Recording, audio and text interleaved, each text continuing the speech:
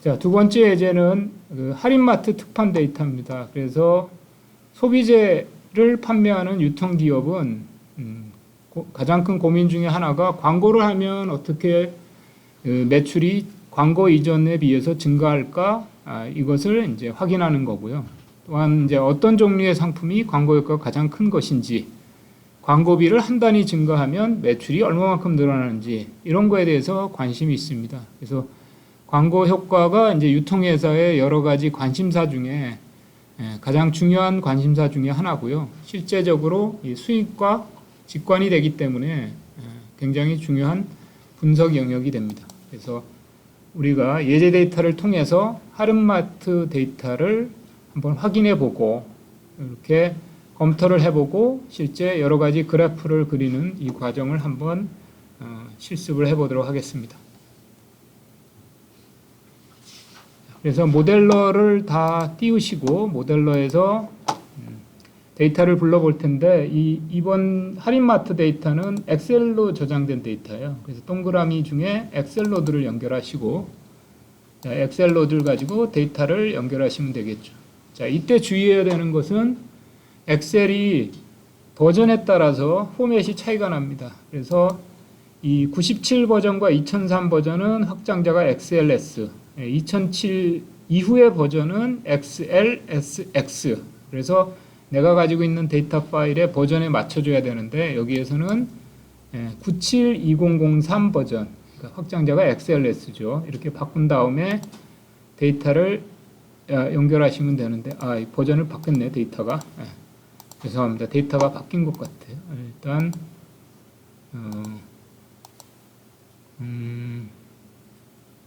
마트 특판 XLSX네요. XLSX를 데이터를 부르면 돼요.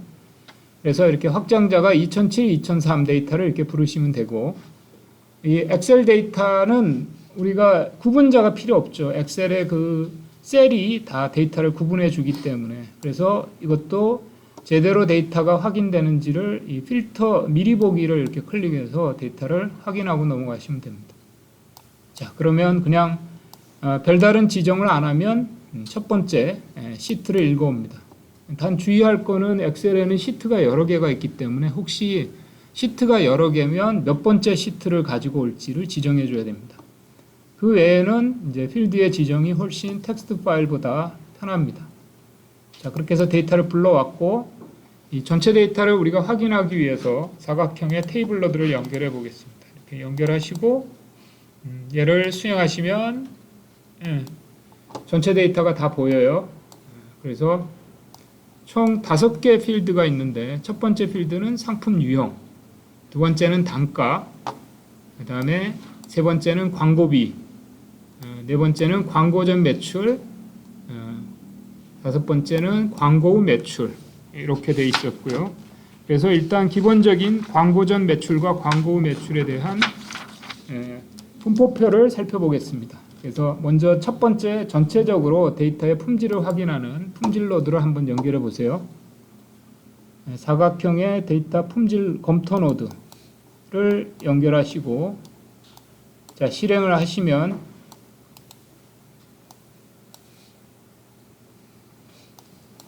자, 이 상품 유형은 물론 저기 A자로 표시가 되어 있죠. 얘는 문자예요. 문자이기 때문에 측정 수준은 범주형이라고 그러고 이런 최소값, 최대값 이런 걸 계산할 수가 없고 단지 서로 다른 값이 몇 종류인지 그 다음에 전체 데이터가 얼만큼 차여 있는지 이것만 확인할 수가 있어요. 근데 이 숫자로 되어 있는 데이터 단가, 광고비, 광고 전 매출액 이런 거는 우리가 연속형 데이터라고 합니다. 그래서 연속형 데이터는 우리가 평균, 표준 편차 이런 통계치, 기초 통계치를 구할 수 있습니다. 그래서 단가는 평균 54.9달러, 그 다음에 가장 비싼 상품은 104달러, 가장 싼 거는 5달러 이렇게 확인할 수가 있고요. 그래서 연속형 수치가 되겠습니다. 그리고 이쪽에 요거는 이 그래프를 더블 클릭하면 이게 히스토그램입니다. 그러니까 지금 단가, 지금 상품이 200가지 상품이 있는 거예요. 200가지 상품의 그 각각의 단가에 대한 분포가 이런 모양새를 띠고 있는 거죠. 그래서 이렇게 확인할 수가 있는 게 전체고요. 마찬가지로 얘를 품질 탭으로 들어가면 지금은 이제 데이터가 전 100%가 다 차 있어요. 아까 200개라고 그랬잖아요. 200개 중에 200개가 다 차 있기 때문에 비어 있는 데이터는 없어요. 근데 이제 실제 상황에 가다 보면 어떤 데이터는 전체 데이터에 예를 들자면 반도 안 차 있는 경우, 이런 경우에 우리가 분석이나 모델링에 사용할 수가 없는 거죠. 그래서 너무 적은 데이터가 있으면 문제가 된다. 그래서 그걸 확인하는 이 노드가 바로 데이터 품질이고, 그 다음에 이제 본격적으로 연속형 데이터에 대한 분포를 탐색해 볼 텐데, 이 연속형 데이터의 분포를 살펴보는 거는 이 삼각형의 히스토그램 노드. 자, 그래서 삼각형의 그래프 노드를 쭉 찾아보시면 중간쯤에 히스토그램이 있죠. 이 히스토그램을 연결하시면 되고, 자, 히스토그램을 가지고 연속형 데이터에 대한 분포를 살펴볼 텐데, 자, 이 광고 전 매출액에 영향을 주는 요소를 상품 구분으로 한번 보겠습니다. 상품 유형. 상품 유형을 이렇게 오버레이 탭에다 주시면 돼요. 색상이나 패널에다가 주시면, 색상은 색깔로 바꾸라는 거고, 패널은 아예 그래프 자체를 여러 개로 쪼개 놓으라는 얘기입니다. 그래서 일반적인 연속형 데이터의 탐색은 이렇게 합니다. 그래서 이렇게 해서 확인을 딱 누르시면, 자, 이렇게 해서 분포를 우리가 확인할 수가 있어요. 크게 네 종류죠. 네 종류: 고기류, 과자류, 음료, 채소류. 자, 분포 모양을 보시면은 채소류는 가격이 싼 제품이 꽤 많아요. 이렇게 되고, 얘는 거의 비슷하고, 근데 이 음료를 보면 반대 모양이죠. 얘하고는. 그래서 단가가 비싼 제품이 단가가 아니죠. 이건 매출이죠. 매출이 많이 팔리는 제품이 훨씬 더 많아요. 그러니까 이 고기류는 저가 상품이 훨씬 더 많이 팔리는 거고, 음료는 그러니까 조금 팔리는 제품이 많이 있는 거고, 여기는 많이 팔리는 매출액이 큰 제품이 훨씬 더 많은 거예요. 그런 모양새를 이렇게 띄고 있어요. 그래서 이렇게 분포의 모양을 살펴보는 거고, 사실은 요거는 이제 광고 전의 매출이고, 자, 이거를 이제 광고 후의 매출과 한번 비교를 해 보겠습니다. 그래서 마찬가지로 히스토그램을 그려서 광고 후의 매출을 역시 마찬가지로 상품 유형에 따라서 이렇게 비교를 해 보면, 자, 그래프가 나오는데, 요거는 그래서 일반적으로 아까 보셨던 그래프와 요 그래프는 어떠한 이벤트가 있기 전과 후잖아요. 그 차이를 우리가 학습하는 겁니다, 결국은. 그래서 두 가지 그래프를 이렇게 비교해서 제가 한번 보여드리면,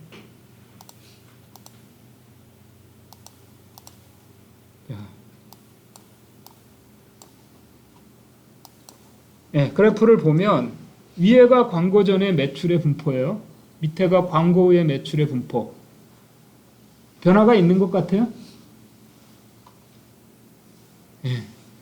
이제 그림이라는 거, 이 도표는 전체적인 흐름을 보기에는 좋은데, 사실 세부적으로 어떤 변화가 있는지 확인하기는 되게 어려워요. 그래서 이 그림을 통해서 살펴보고 이 변화를 매저하는 수치를 찾아내 줘야 돼. 그것도 우리가 이제 데이터 마이닝이나 데이터 사이언스 작업하면서 굉장히 어려운데 굉장히 중요한 일. 그래서 이제 예제를 이제 여러 가지 프로젝트를 하면 이제 경험적으로 쌓이는 거 있는데, 기본적으로 여러분이 데이터를 할 때, 그러니까 증가 퍼센트, 얼마나 많이 퍼져 있느냐, 얼마나 다양하나, 이런 수치들을 자꾸 만들어내야 돼. 그래서 그러한 숫자를 내가 만들겠다라는 아이디어가 생기면 이제 그거를 실제 데이터로 만들어야 되는 거예요. 얘는 이제 굉장히 간단한 데이터예요, 예제가. 그래서 일단 이런 의심을 갖는 거예요. 야, 광고 효과를 측정한다는 게, 야, 절대적으로 많이 팔리는 것보다 전에 비해서 많이 팔려야 돼. 그래서 전에 비해서 많이 팔리려면 어떤 숫자를 만들어서 그거를 학습해야 될까, 이런 고민을 하는 거예요. 그래서 얘는 예제가 되게 쉽죠. 그거는 뭐냐면 매출이 몇 %나 증가됐느냐, 이거를 계산하면 돼요.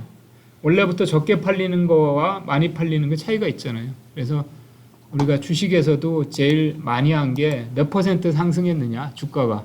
이런 거 많이 하잖아요. 그래서 그런 거를 하려면 새로운 필드를 만들어내야 됩니다. 그래서 데이터 마이닝 작업할 때 굉장히 중요한 게 주어진 데이터를 그대로 모델링하고 분석하는 게 아니라 새로운 데이터를 기존의 데이터로부터 파생해야 된다.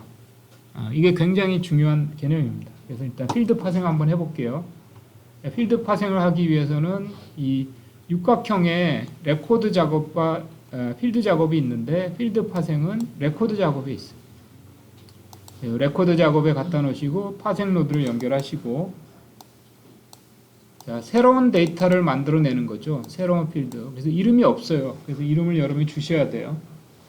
그래서 디폴트는 파생1이라고 되어 있는데 얘를 매출 증가율이라고 할게요. 이렇게 증가율 이렇게 주시고 여기에 파생하는 조건을 넣는데 새로운 필드를 파생하는 방법은 크게 5가지, 6가지네. 6가지가 있어요. 수식 파생, 플래그 파생, 명목 파생, 상태, 빈도, 조건 파생.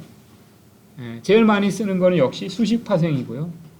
나머지는 또 상황에 따라서 살펴보고요. 지금은 수식 파생을 해볼게요. 수식 파생이라고 이렇게 지정하시면 되고 이 필드 유형은 새롭게 만들어지는 증가율의 유형이에요. 그래서 여러분이 지정할 필요 없고 이 식에 의해서 자동적으로 증가율의 필드 유형이 정해집니다. 이렇게 하시면 되고 나는 이제 여기 수식을 입력하시면 돼요. 수식은 여러분이 필드명을 알면 직접 타이핑하시면 돼요. 여기다가 타이핑을 안 하려면 이 오른쪽에 있는 이 계산기 모양이 이게 표현식 생성자. 그래서 표현식 생성자를 클릭하시고 자 여기에서 이 수식을 집어넣는 거예요. 그래서 지금 우리가 증가율을 계산해 볼 텐데 증가율은 그 교재에 있듯이 광고 후의 매출에서 광고 전 매출을 빼고 그거를 광고 전의 매출로 나누고 곱하기 100을 하는 거예요. 그 식을 여기다가 넣어 주시면 돼요. 자, 그대로 한번 넣어 보세요. 자, 가로를 열고 안에다가 광고 후 매출 마이너스 광고 전 매출 그다음에 나누기 광고 전 매출 곱하기 100 이렇게 주시고 그렇게 해서 내가 파생하고자 하는 식을 입력하시고 마찬가지로 이 식이 잘 됐는지 항상 확인 중간에 미리 보기를 터서 항상 확인하고 넘어가세요. 나중에 이제 숙달되면 미리 보기 안 해도 되지만 처음에 이제 기능을 익히고 할 때는 미리 보기를 항상 눌러 보시면 돼요. 그래서 계략적으로 내가 입력한 수식이 맞는지만 확인하시면 돼요. 정확히 할 필요는 없어요. 그래서 114,957에서 122,762가 된 게 약 6.7% 정도 증가했다. 얼추 맞는 것 같아요. 이렇게 되면 수식이 제대로 입력된 거니까 넘어가시면 돼요. 자, 그러면 이제 우리는 이제 증가율이라는 새로운 필드를 만들어냈죠. 새로 만들어진 증가율을 기반으로 한번 이 광고비하고의 관계를 따져보겠습니다. 그래서 삼각형에서 이 도표노드를 이용하시면 돼요. 이 산점도인데 산점도를 그려내는 노드가 이 두 번째 있는 도표노드. 도표노드를 연결하시고 자, 마찬가지로 X축, Y축과 오버레이 이렇게 세 가지 필드를 지정할 수가 있어요.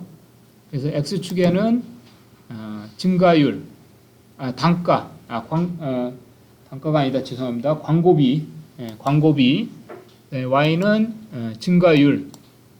그런데 색상을 상품 유형으로 이렇게 해서 실행을 딱 눌러보는 거. 자, 그러면 자 그래프가 이렇게 나타나. 광고비를 많이 투여할수록 매출 증가율은 커진다. 이게 그런 거고.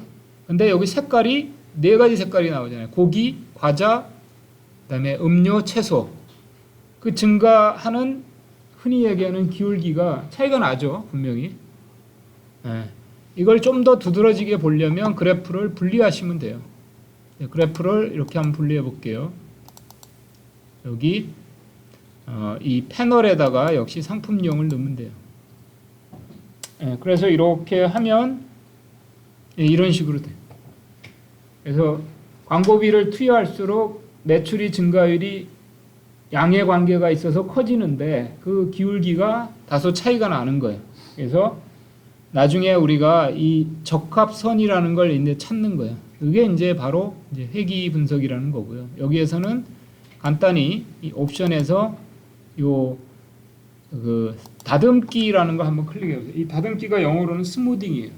보통 스무딩 메소드에 의해서 각각의 그 광고비 구간별로 이 매출 증가율의 평균치를 계산해서 그 평균치를 연결하는 거예요. 그게 이제 스무딩 기법이라는 거예요. 그래서 이렇게 해서 실행을 하시면 자 이렇게 보이시죠? 그러니까 약간의 직선도 아니고 곡선도 아니고 이렇게 스무딩 라인이 이렇게 그려집니다. 선이. 그래서 보시면은 가장 가파르게 상승하는 것들은 음료인 것 같고요. 그 다음이 과자. 가장 완만하게 상승하는 게 고기류. 그래서 나중에 이 분명한 상품 유형이 광고비하고 증가율의 관계에 영향을 미치는 또 다른 요소다 이런 걸 해서 나중에 이제 이걸 모델링하게 됩니다. 그래서 주어진 데이터를 가지고 이제 다양하게 탐색하는 것은 이제 여기까지. 두 번째 데이터는 여기까지. 네, 다음 예제는 보험회사 고객 데이터를 분석하는 겁니다. 그래서 보험의 고객들의 여러 가지 정보를 가지고 한번 분석을 해보는 건데 가장 간단한 예제 데이터를 가지고 고객의 연령을 한번 파생하고 가령 연령대에 따라서 세대의 수익과 저축이 어떤 변화를 갖고 있는지 각 연령의 평균 수입은 어느 정도 되는지 그 외에 또 여러 가지 그 변수들 간의 관계를 시각화하는 이 예제를 한번 살펴보도록 하겠습니다. 자, 우리가 여기서 살펴볼 데이터는 이 보험고객.sav예요. 그래서 보험고객 SAV는 SPSS 스태티스틱 파일. 그래서 이 스태티스틱 파일의 데이터를 부르려면 동그라미 노드 중에서 SPSS 스태티스틱 파일 로드를 써야 됩니다. 그래서 스태티스틱 파일 로드 얘를 갖다 놓으시고 이걸 가지고 데이터를 연결하시는데 보험 고객 SAV를 부르겠습니다. 그래서 쭉 부르시면 같은 경로에 보험 고객점 SAV가 있습니다. 자, SAV는 SPSS 통계 소프트웨어가 저장한 데이터 파일인데 이거는 텍스트 파일이나 엑셀 파일하고 조금 다른 포맷이에요. 굉장히 다른 포맷인데 여기에서 중요한 것은 이 데이터에서 필드라고 하는 여기는 필드를 SPSS는 변수라고 불러요. 변수의 이름이 있고 그 변수에 대한 설명이 있어. 그 설명을 여기서 레이블리라고 하는 거예요. 그리고 그 개별 변수 값이 있고 그 값에 대한 설명이 있어. 그래서 요 변수 이름을 이름으로 읽을래, 레이블로 읽을래에 따라서 데이터가 달라져요. 그리고 값도 마찬가지로 데이터로 읽을래, 레이블로 읽을 때에 따라서 결과가 달라집니다. 그래서 그거를 주의하셔야 됩니다. 그래서 디폴트는 이름으로 읽습니다. 그래서 한번 미리 보기 이렇게 한번 눌러보시면 데이터가 어떻게 읽히는지 확인이 되는 거예요. 그래서 이렇게 보시면 이렇게 커스트 아이디, 벌스, 젠더 막 이렇게 돼 있죠. 그리고 나머지는 다 숫자로 돼 있어요. 요거는 대부분의 이 보험회사 회사의 데이터베이스에 이런 식으로 저장돼 있어요. 그런데 이 SPSS를 쓰면서 이거를 이렇게 변수 이름을 레이블로 읽었을 때는 흔히 얘기하는 이제 메타 정보를 읽어오는 겁니다. 메타 정보. 그래서 자, 지금은 이제 이렇게 한글로 보이죠. 한글로 보이는 이유는 필드의 이름은 영어로 넣어놨고 메타 정보를 한글로 넣어놨기 때문에 그래요. 그래서 메타 정보를 읽어오면 이렇게 좀 더 설명력 있는 정보를 읽혀오는 거죠. 그래서 고객번호, 생년월일, 성별, 구, 주거구분 이렇게 읽히고 아까 성별이 1, 2 이렇게 숫자로 돼 있었잖아요. 그것도 변수값 레이블로 읽어오니까 1은 남자, 2는 여자 이렇게 읽혀오는 거예요.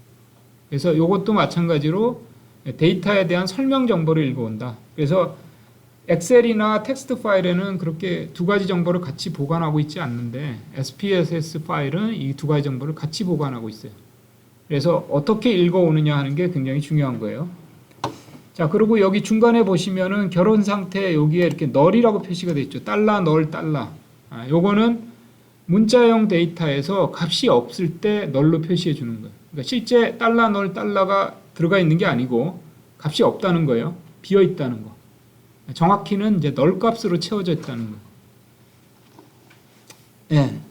그렇게 해서 일단은 데이터 읽는 것부터 이제 주의를 해 주셔야 됩니다. 그래서 일반적으로는 레이블로 읽는 게 여러 가지 점에서 좋습니다. 그래서 레이블로 읽으시면 되고, 자, 그래서 이제 전체 데이터를 한번 확인해 보겠습니다.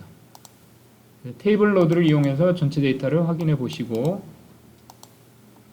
그러면 이게 이제 248명, 248개 레코드인데 11개 필드가 있는 거예요. 그래서 고객 번호서부터 시작해서 고객 번호, 생년월일, 성별, 그러니까 주소지의 구, 그다음에 주거 구분, 어떤 종류의 집에 살고 있는지, 그다음에 결혼을 했는지, 미혼인지, 이혼했는지, 사별했는지 이런 거. 그다음에 종교는 뭔지, 자녀는 몇 명이나 있는지, 그다음에 그 세대의 한 달에 수입은 어느 정도 되는지, 그다음에 저축은 얼마만큼 하는지. 맨 마지막에 있는 전환 계약 1이라고 하는 거는 요거는 뒤에 예제에서 나오겠지만 이 계약을 전환한 거예요. 더 높은 상품으로 계약을 바꾸는 거예요. 계약을 바꿨던 사람들이 날짜, 그 바꿨던 날짜가 적혀져 있는 거고, 쭉 밑으로 이렇게 스크롤해서 내려가 보면 이렇게 99991231 이렇게 돼 있는 거는 이 사람들은 계약 전환을 하지 않았던 거. 하지 않았기 때문에 9999년 12월 30일로 이렇게 초기치가 채워져 있는 거예요. 자, 이런 데이터입니다. 데이터 확인했고, 자, 여기에서 우리가 나이가 없어요. 고객의 나이. 나이를 한번 이 파생해 보겠습니다. 만들어 보겠다는 거죠. 뭘로부터? 요 생년월일서부터. 그래서 이것도 파생 노드를 이용하는 겁니다. 그래서 파생 노드를 가지고 한번 나이를 파생해 보세요. 필드 작업에 파생 노드를 연결하시면 되고, 여기에다가 필드 이름을 연령 이렇게 입력하시고, 자, 이 파생을 효과적으로 하기 위해서 이 함수들을 사용합니다. 함수들. 교재를 살펴보시면 나이를 계산하는 시기, 지금이 이제 2014년이라고 가정해 보겠습니다. 2014년. 지금 2014년을 기준으로 나이를 계산하는 방법은 시기 2014-2 넘버 가로 열고 19 서브스트링 뭐 이렇게 갔어요. 이 이유는 이제 아까 보셨던 데이터가 그 실제적으로는 요 탐색을 해봐야지 알겠지만 아까 데이터 검토를 보시면 이 데이터 검토를 해봤고 실행을 해보시면 이 나이가 생년월일이 앞에 뭐라고 써져 있어요? A자가 써져 있잖아요. 그래서 우리가 눈으로 보기에는 숫자 같은데 사실은 이게 문자야. 문자로 들어가 있다고요. 숫자로 보이는 문자. 그러니까 얘를 더하기 빼기 곱하기 나누기 하려면 뭘로 바꿔야 돼? 숫자로 바꿔야 돼. 숫자로 바꿔야 되기 때문에 이 toNumber라는 함수를 써서 숫자로 바꾸는 거고, 그 다음에 이 생년월일이 보통 아까도 이 샘플로 이렇게 보셨지만 이렇게 들어가 있는 거예요. 첫 번째 사람이 640530, 두 번째가 640303. 대부분 이 사람들은 지금 나이가 많은 사람들이에요. 그래서 다 1900년대에 태어난 사람들이야. 그러니까 앞에 주민등록번호에 앞에 저렇게 되면 앞에 19를 붙여야 생년이 되는 거잖아요. 생년, 태어난 해. 그래서 이제 그런 처리를 하는 겁니다. 이 문자에서 생년월일이라는 문자에서 앞에 있는 두 자를 자르는 거야. 자르는 함수가 서브스트링이라는 함수입니다. 서브스트링 함수를 써서 숫자 두 개를 잘라서 그 앞에다가 19라는 문자를 갖다 붙이는 거예요. 그러면 첫 번째 사람은 1964가 될 거고, 이렇게 해서 1970 이렇게. 그런 다음에 그렇게 된 것도 역시 문자죠. 얘를 숫자로 바꿔주는 거. 그게 이제 toNumber야. 그런 다음에 그거를 오늘이 지금 2014년이라고 가정하고 2014에서 숫자로 바꾼 걸 빼주는 거. 그러면 나이가 계산되는 거예요. 자, 그렇게 해서 일단은 연령을 계산하겠습니다. 자, 이 식을 넣어볼게요.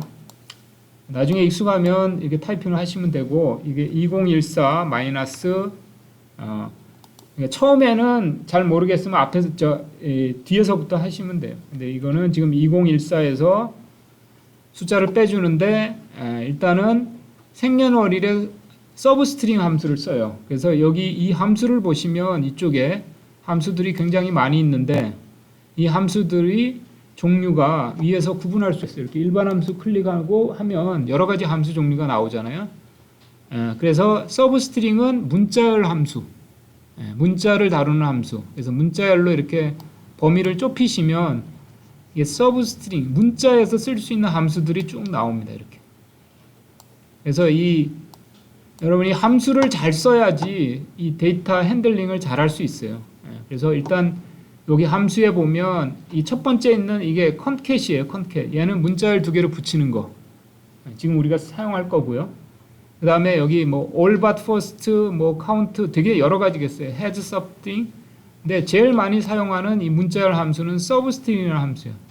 substring을 찾아가 보시면 substring n, 길이, 문자열. n은 위치, 길이는 몇 자를 자를 것인지. 문자열은 내가 잘라올 그 문자 정보를 갖고 있는 필드명. 이렇게 해서 입력해 주시면 돼요. 그래서 이렇게 이 함수를 보내시고 앞에는 1이 되는 거고 두 번째는 2. 첫 번째 위치에서 두 자를 잘라라. 어디에서? 생년월일에서. 이렇게. 그러니까 서브스트링 가로 열고 1, 2, 생년월일. 이렇게 되면 생년월일이라는 필드에 첫 번째 위치에서 두 자를 잘라오는 거예요. 그래서 처음에 여러분 연습할 때는 이렇게 중간중간에 하나하나씩 한 다음에 얘가 어떻게 바뀌는지를 확인해 가시면서 가세요. 그래서 이렇게 서브스트링 함수만 먼저 쓰고 이렇게 미리 보기를 딱 눌러보는 거예요. 그러면 자 이렇게 앞에 두 자가 제대로 잘 잘라졌네요. 64, 63 이렇게. 그러면 거기에다가 이제 다시 19라는 걸 붙이자는 거지.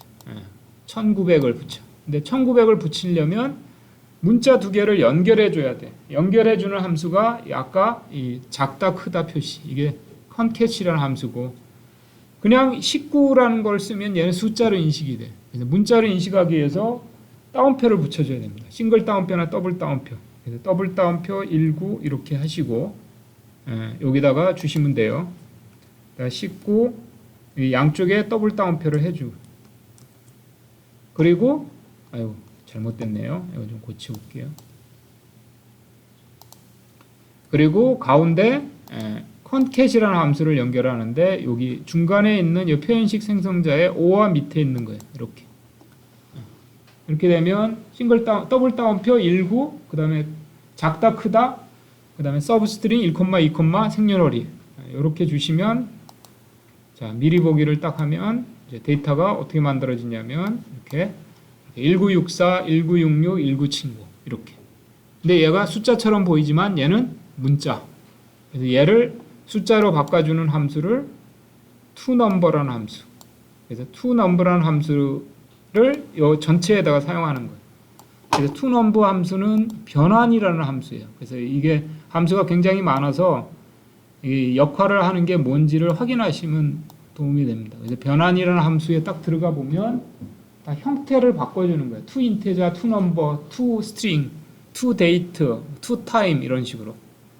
이 중에서 to number라는 함수를 쓴 거예요. to number 함수 쓰시고 그 다음에 그 사이에다가 가로 안에다가 아까 했던 수식을 넣으시면 돼. 이렇게 to number 이렇게 하시면 얘는 숫자로 바꿔지는 거예요. 그래서 이렇게 똑같이 보이지만 이거는 1964.00 이렇게 숫자로 바뀐 거예요. 아까는 문자였고 쟤는 숫자. 그런 다음에 얘를 2014에서 얘를 빼주면 2014년도 기준으로 나이가 계산되는 거예요. 그래서 2014 마이너스 투넘버 이렇게. 자 이렇게 해서 보시면 이제 나이가 계산이 된다. 그래서 새로운 필드를 파생하는 거예요. 실제 여러분이 이제 프로젝트를 하게 되면 이렇게 새로운 필드 만드는 작업 엄청 많이 해야 돼요. 좀 더 설명력이 높은 필드들을 만들어서 그거를 이제 학습을 시키는 거예요. 알고리즘에다가. 그런 작업들이 데이터 탐색을 하고 그 탐색을 하면서 새로운 필드를 만들어야 될지 안 될지 이런 판단을 해줘야 돼요. 자, 그렇게 해서 일단 지금 우리가 나이를 만들었어요. 나이 정보가 있으면 좋겠는데 나이가 없으니까 이렇게 어렵게 만들었어요. 그래서 이거를 기반으로 한번 그래프를 그려보겠습니다. 연령에 따라서 실제 수입과 저축이 어떻게 차이가 나는지를 한번 그려볼게요. 그래서 삼각형의 멀티플 플롯, 다중도표를 이용을 해서 자, X축에는 나이, 연령, 그다음에 Y축에는 소득과 수입을 넣었어요. 그러니까 수입, 세대 월평균 수입, 세대 월평균 저축 이렇게 해서 그림을 그려보시면 돼요.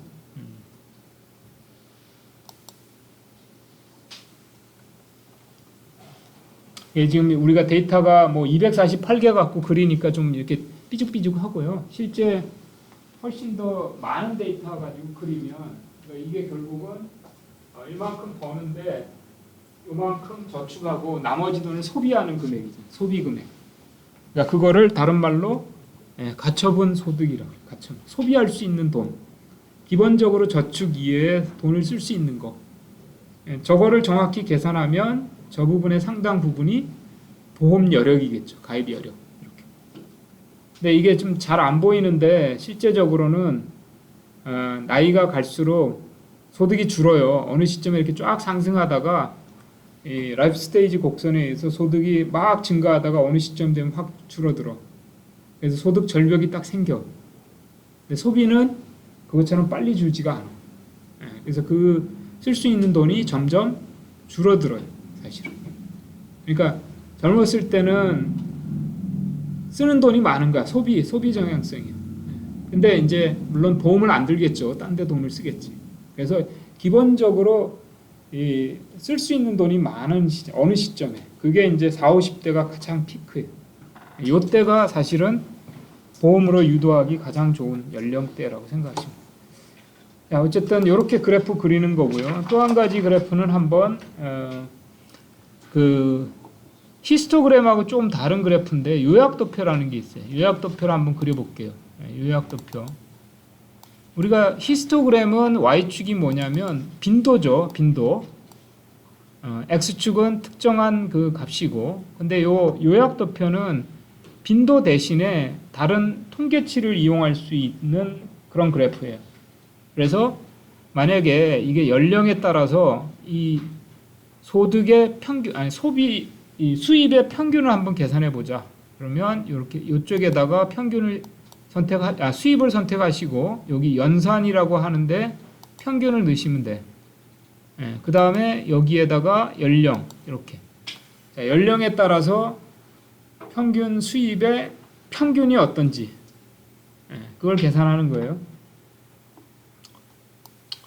이게 지금 데이터가 248개밖에 없어서 실제는 그렇지만 이게 훨씬 더 많은 데이터를 여러분이 분석해봐도 이 비슷한 패턴이 나올 거예요. 그러니까 즉 나이가 이게 이제 이 10대서부터 했다면 이제 제로 상태에서 돈을 안 벌죠. 학생일 때는 제로잖아요. 제로.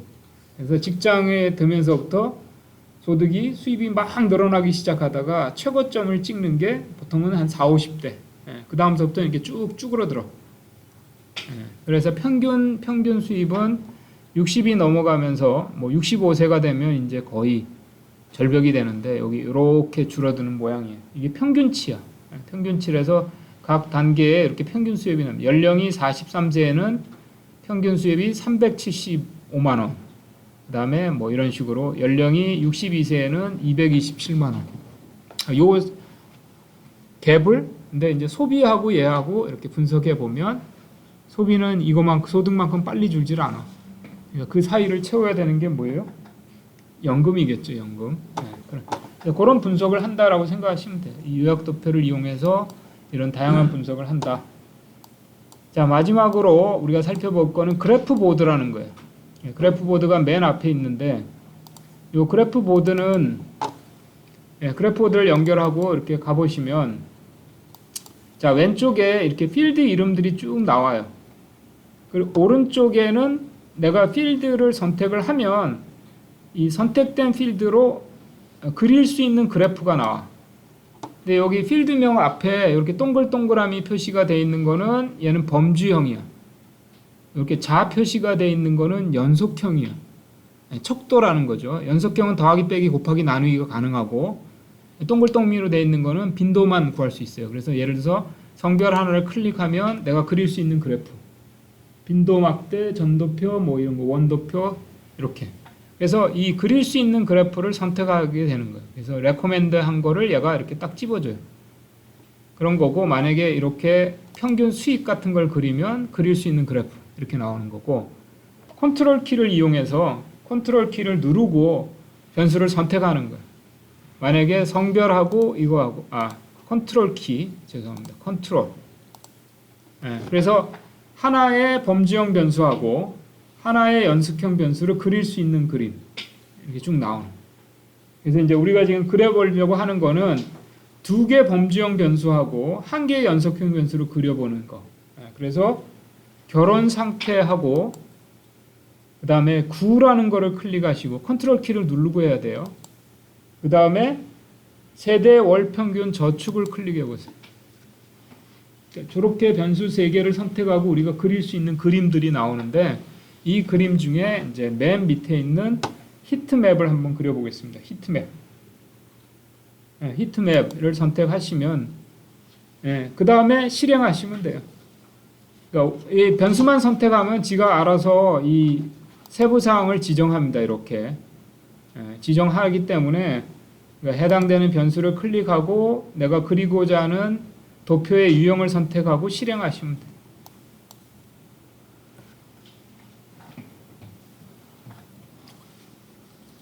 자, 그러면 여기 결혼 상태가 나오잖아요. 결혼 상태. 기혼했다, 기혼이다, 미혼이다, 별거했다, 사별했다, 기타.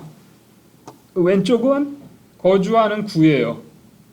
그런 거고, 이게 농담으로 표시하는 건데 진할수록 저축을 많이 하는 거야. 연속형 변수를 얘가 구간화를 시킵니다. 비닝이라고 그래서 구간화를 시킨 다음에 그 구간화 시킨, 여기에는 지금 구간을 몇 개로 했냐면은 5개로 했어요. 5개. 100만 원 미만이다, 100만 원, 200만 원 사이다, 200만 원, 300만 원, 400만 원, 300, 400, 400 이상 이렇게. 그렇게 해갖고 진할수록 저축을 많이 하는 거야. 그래서 보시면은 미혼자는 양천구에서 저축을 많이 해요. 양천구에 사는 미혼자가 저축을 많이 하고, 기혼자는 금천구에 사는 기혼자가 저축을 많이 해요. 물론 이게 이제 248개 데이터라서 그런데 훨씬 많은 데이터를 가지고 이렇게 히트맵을 그려보면 굉장히 유용한 정보들이 많이 나와요. 그래서 히트맵을 이용해서 그림을 그리는 것까지 살펴봤습니다.